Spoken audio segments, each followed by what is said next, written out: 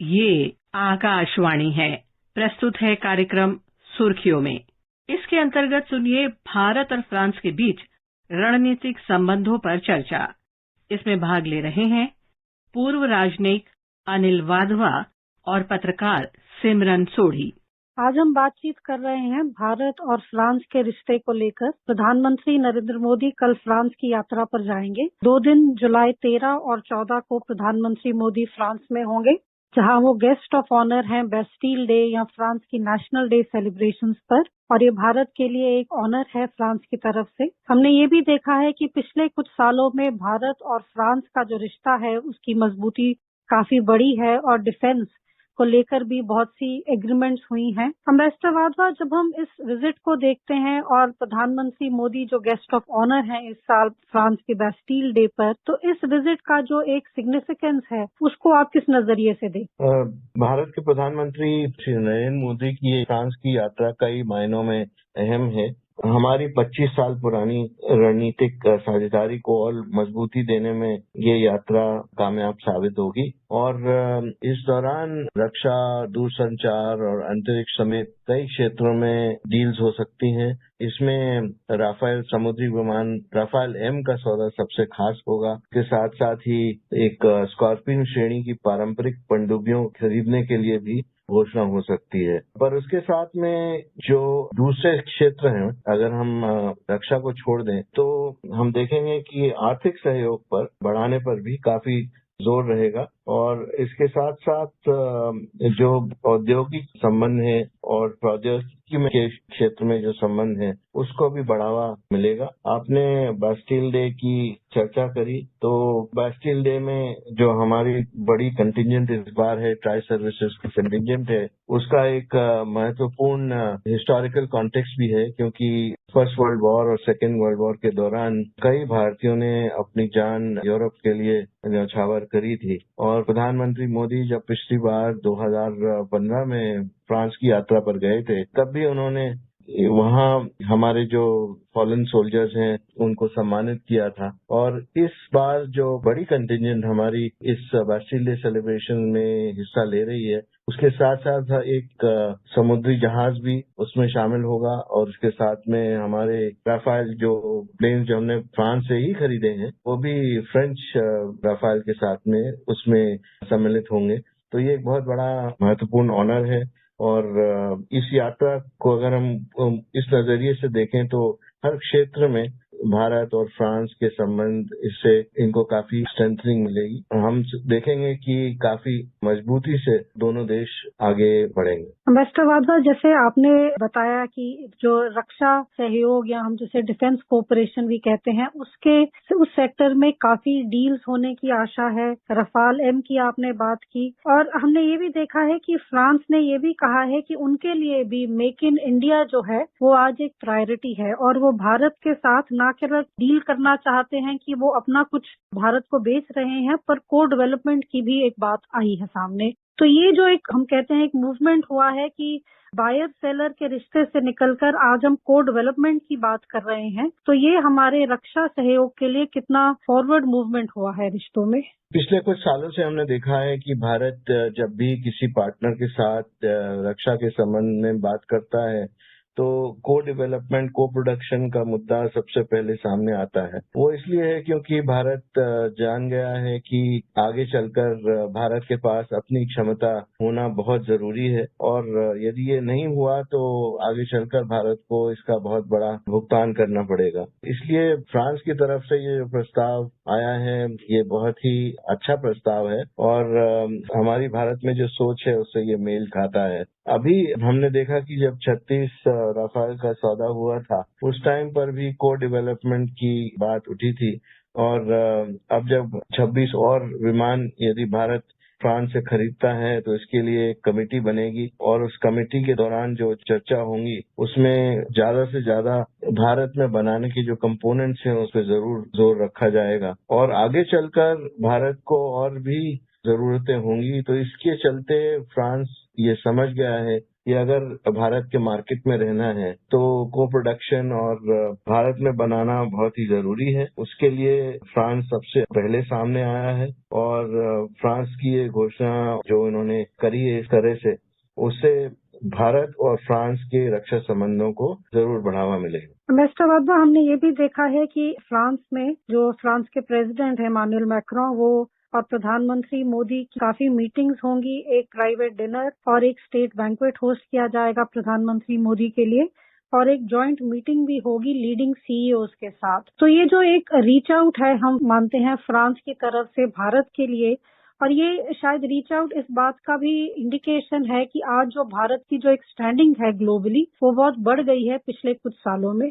आपने बिल्कुल ठीक कहा, क्योंकि फ्रांसीसी राष्ट्रपति मैक्रों की तरफ से जो बास्टिल दिवस परेड में प्रधानमंत्री मोदी को मुख्य अतिथि का न्योता मिला है, ये दौरा इस लिहाज से भी ज्यादा मायने लगता है कि दोनों देश इस साल अपनी रणनीतिक साझेदारी की 25 वर्षगांठ मना रहे हैं। और आपने जैसे कहा कि प्रधानमंत्री मोदी कई महत्वपूर्ण बैठकों में उपस्थित रहेंगे। इसमें विशेष रूप से एक निजी रात्रि भोज भी है जो नॉर्मली नहीं किया जाता है, और सीईओ के साथ एक संयुक्त बैठक भी शामिल है। और जो बास्टिल दिवस पर लूव्र संग्रहालय में राजकीय भोज होगा, उसमें भी 200 से ज्यादा लोग शामिल होंगे। मोदी जी की राष्ट्रपति मैक्रों के अलावा पीएम बोन मिलेंगे, और उसके अलावा सेनेट और नेशनल असेंबली के अध्यक्षों सहित अन्य नेताओं से भी वार्ता होगी।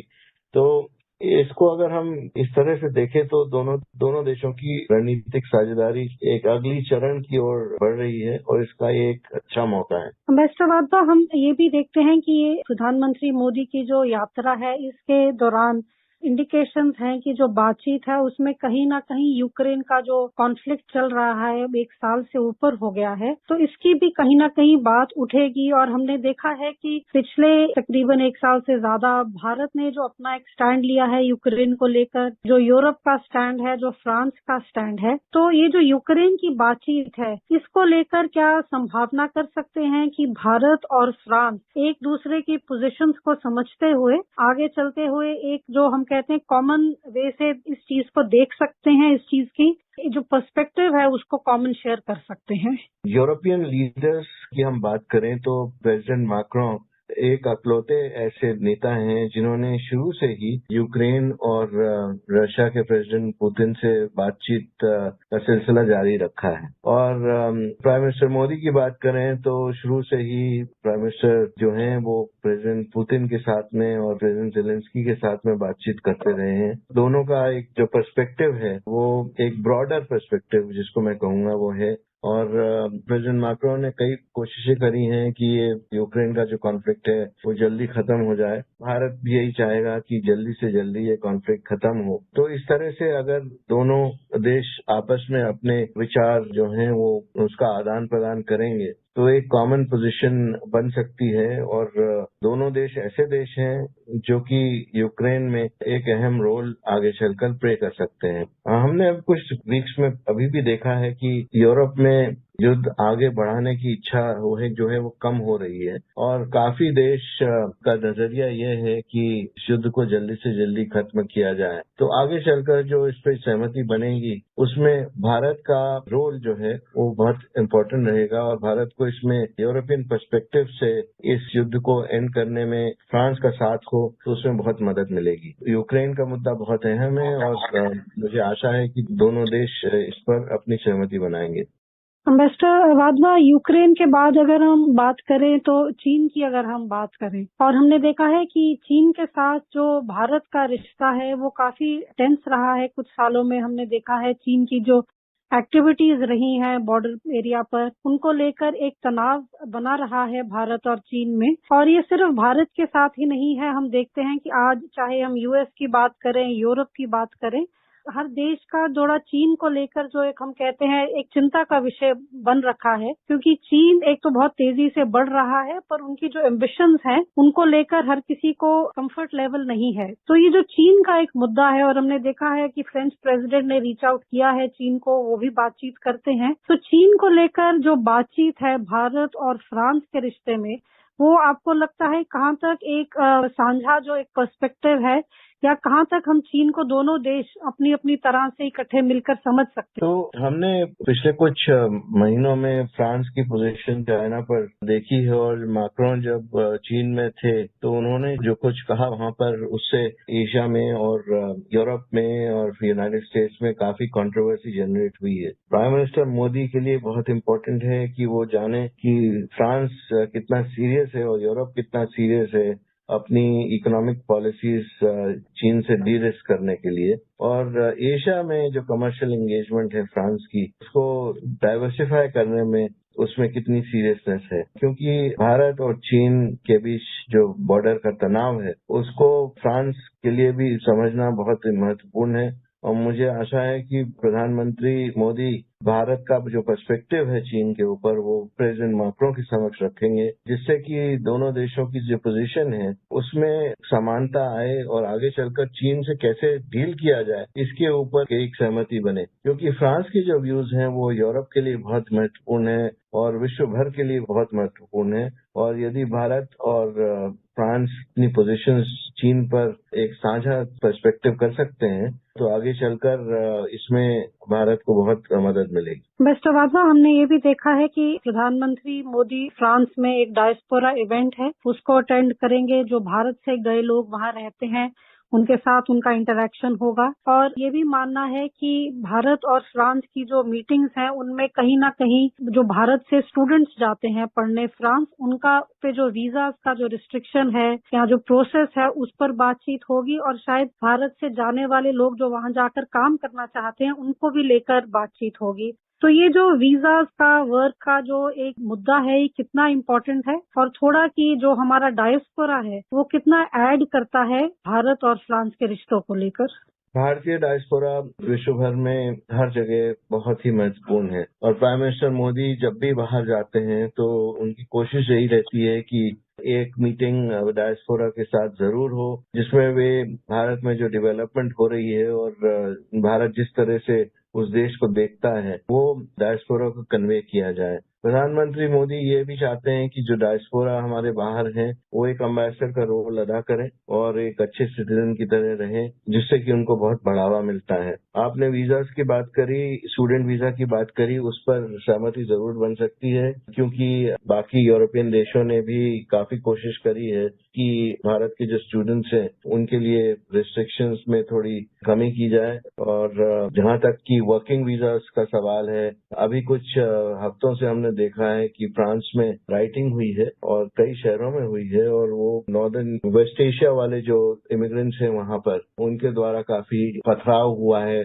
उग्रवाद को बढ़ावा मिला है। इसके चलते फ्रांस थोड़ा इस समय पर थोड़ा कॉशियस रहेगा, उनकी अथॉरिटीज थोड़े कॉशियस रहेंगे। भारत और फ्रांस के बीच में वर्क वीजा के ऊपर, माइग्रेशन के ऊपर लेकर काफी बातचीत हो चुकी है पास में, लेकिन आगे चलकर फ्रांस का जो पर्सपेक्टिव है उसको चेंज करने में थोड़ा समय लगेगा। जैसे कि मैंने कहा, वहां पर जो इंसिडेंट हुए हैं उसके चलते मुझे मुश्किल लग रहा है कि फ्रांस उसके ऊपर थोड़ी अपनी पॉलिसीज को ईज कर पाएगा। और कल और परसों प्रधानमंत्री मोदी अपनी फ्रांस की यात्रा पर होंगे और हम अपनी बातचीत जारी रखेंगे इन मुद्दों पर और भारत और फ्रांस के रिश्ते को लेकर। आज के लिए इतना ही। धन्यवाद। धन्यवाद। अभी आप सुन रहे थे भारत और फ्रांस के बीच रणनीतिक संबंधों पर चर्चा।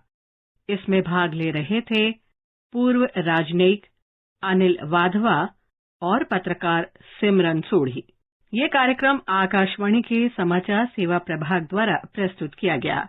इसे आप हमारे mobile app news on AIR और YouTube channel news on AIR official पर भी सुन सकते हैं। इस कार्यक्रम के संबंध में अपनी प्रतिक्रिया आप हमें ईमेल या व्हाट्सएप के माध्यम से भेज सकते हैं। ईमेल का पता है airnsttalks@gmail.com और व्हाट्सएप नंबर है 9289094044।